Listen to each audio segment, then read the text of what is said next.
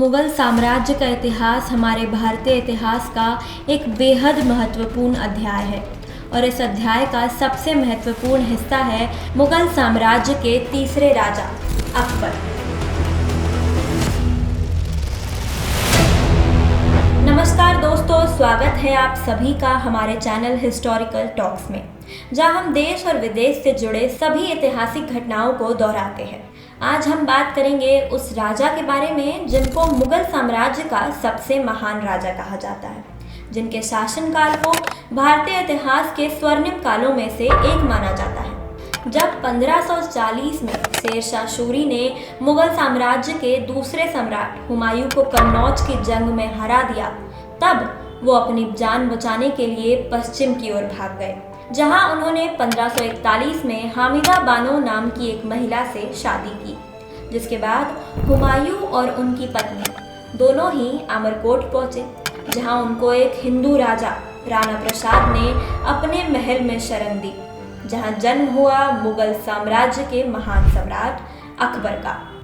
British historian Vincent Smith की किताब Akbar the great Mughal से हमें ये पता चलता है कि हुमायूं और हामिदा बानो बेगम के बेटे अकबर का जन्म 23 नवंबर 1542 को हुआ था, जो कि एक फुल मून वाली नाइट थी, और इसी वजह से अकबर का नाम भी बदरुद्दीन मोहम्मद अकबर रखा गया था।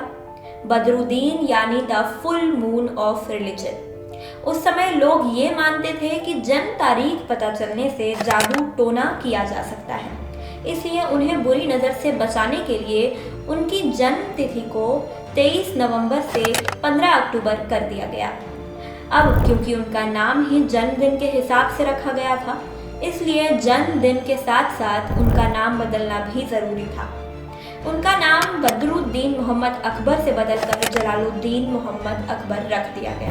अकबर की परवरिश उनके चाचा के द्वारा काबुल में हुई थी, और इतिहासकारों की माने तो अकबर बचपन से ही होशियार था, पर उसका मन कभी भी पढ़ने लिखने में नहीं रहता था।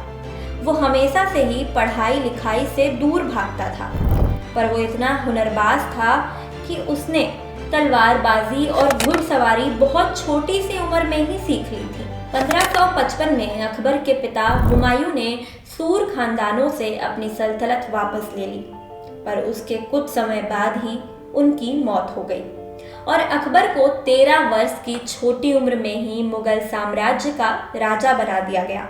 और उस 13 साल की छोटी उम्र में अकबर के सलाहकार बने बैरम खान, जिन्होंने मुग़ल साम्राज्य को बढ़ाने में और उसे और मजबूत करने में अकबर की मदद की। हालांकि अकबर के पिता हुमायूं ने 1555 में पंजाब, दिल्ली और आगरा पर दोबारा कब्जा कर लिया था, पर फिर भी मुग़ल शासन इतना मजबूत नहीं था, जिस वजह से हुमायूं की मृत्यु के बाद सुर शासकों ने आगरा और दिल्ली पर फिर से कब्जा कर लिया, जिस वजह से अकबर को दोबारा मुग़ल साम्राज्य को बढ़ाने और मजबूत करने के लिए काफ़ी परेशानियों का सामना करना पड़ा। अकबर की सबसे पहली लड़ाई थी सुर शासकों और उनके सेनापति हेमू से, जिन्हें हराने और दिल्ली को फिर से प्राप्त करने के लिए अकबर ने दिल्ली पर चढ़ाई की, और बैरम खान के नेतृत्व में 5 नवंबर 1556 को पानीपत की दूसरी लड़ाई में हेमू और सुर सेना को हराकर पहले दिल्ली पर और फिर आगरा पर कब्जा कर लिया। अब दिल्ली और आगरा पर कब्जा करने के बाद 6 महीने के अंदर उन्होंने लाहौर और पंजाब के मुल्तान पर भी कब्जा कर लिया, और 1558 में राजपूतों के अहम राज्य अजमेर को भी अपने कब्जे में ले लिया। इतना ही नहीं, बल्कि उन्होंने सुर शासकों को हराकर ग्वालियर फोर्ट को भी अपने कब्जे में ले लिया।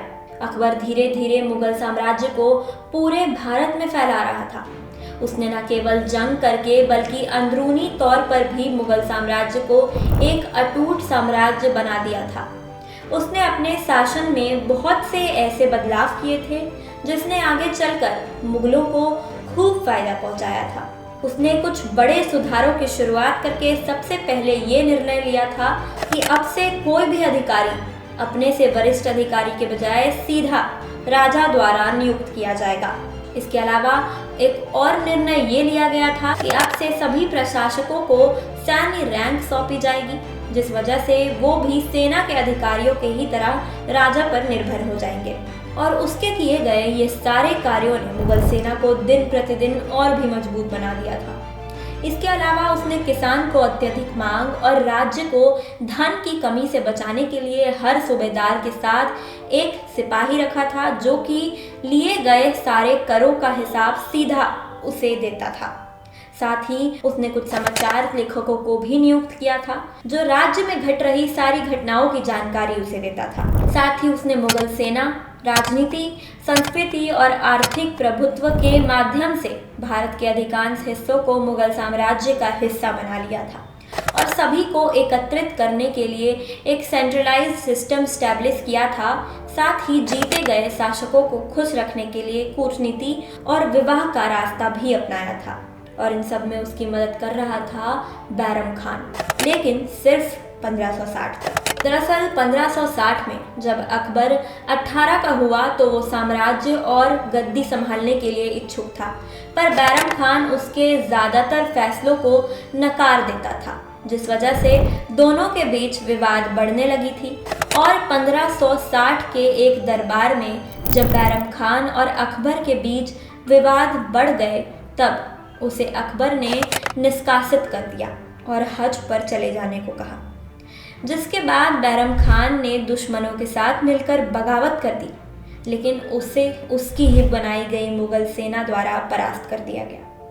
पर इन सब के बावजूद अकबर ने उसे माफ कर दिया और फिर से हज पर जाने की सलाह दी, जिसके बाद वो हज पर तो निकल गया, पर रास्ते में ही उन्हें दुश्मनों द्वारा मार दिया गया। अब तक अकबर ने जो भी हासिल किया था, उन सब चीज़ों में बैरम खान ने उसकी मदद की थी। पर उसकी मौत के बाद भी अब अकबर ने जितने भी जंग लड़े, वो अपने बलबूते पर अपनी सूझबूझ से लड़े। अकबर ने सबसे पहले 1561 में मालवा, जो एक समृद्ध राज्य था, वहां हमला किया और उसे अपने कब्जे में ले लिया।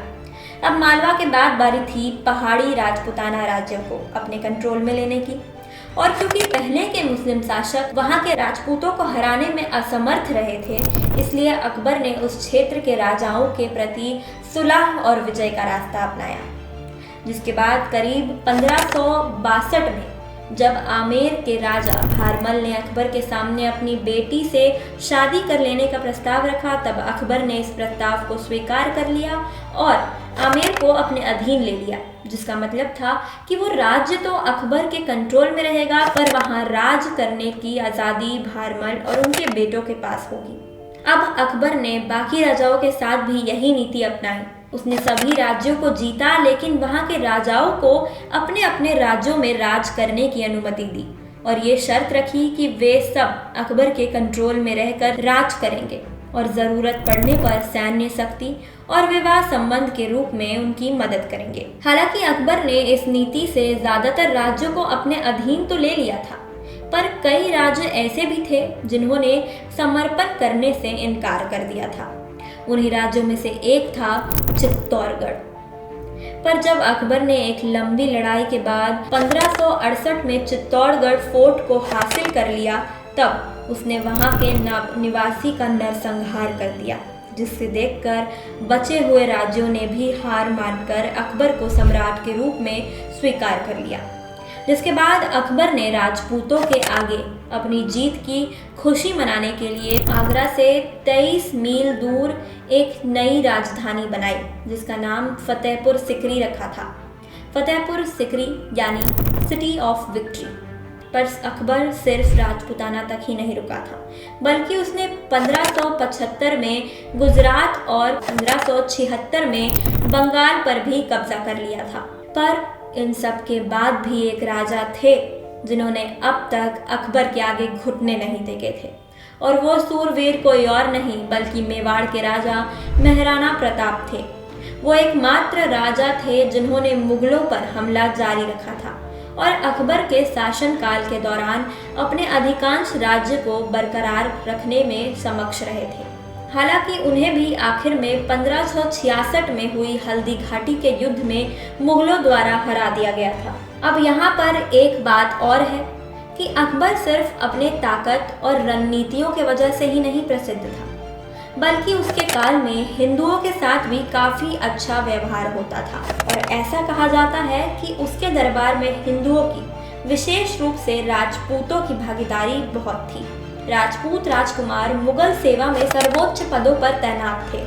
यहाँ तक कि उनके दरबार के नवरत्न में से 3 रत्न हिंदू थे, जिनमें से एक का नाम बीरबल, एक का नाम टोडरमल और एक का नाम मानसिंह था। और अकबर कोई भी फैसला लेने से पहले इनसे सलाह मशवरा ज़रूर लेते थे। साथ ही उनके समय में गैर मुस्लिमों के खिलाफ भेदभाव को भी कम किया गया था। और तो और तीर्थ यात्रियों पर लगाने वाले कर और सैन्य सेवा के बदले गैर मुसलमानों द्वारा दिए गए कर को भी समाप्त किया गया था। यही सब वजह थी कि अकबर किसी भी और मुस्लिम शासकों की तुलना में हिंदुओं का सहयोग जीतने में ज़्यादा सफल रहा था। इन सारी घटनाओं में से एक बात तो साफ हो जाती है कि भले ही भारत में मुगल साम्राज्य की नींव अकबर के दादा जहीरुद्दीन बाबर ने रखी थी, लेकिन मुगल सल्तनत को मजबूत करने और उसे शिखर पर पहुंचाने के पीछे अकबर का हाथ था। और उसने अपने राज में मुगल सल्तनत को इतना काबिल बना दिया था कि उसके बाद आने वाली उसकी पीढ़ियों ने लगभग पूरे भारत पर राज किया। तो ये थी उस राजा की कहानी जो इतना महान था कि आज भी उसके नाम के आगे द ग्रेट लगाया जाता है, अकबर द ग्रेट। आपको ये वीडियो कैसी लगी है हमें कमेंट करके ज़रूर बताएं, और वीडियो अच्छी लगी हो तो हमारे चैनल को सब्सक्राइब ज़रूर करें।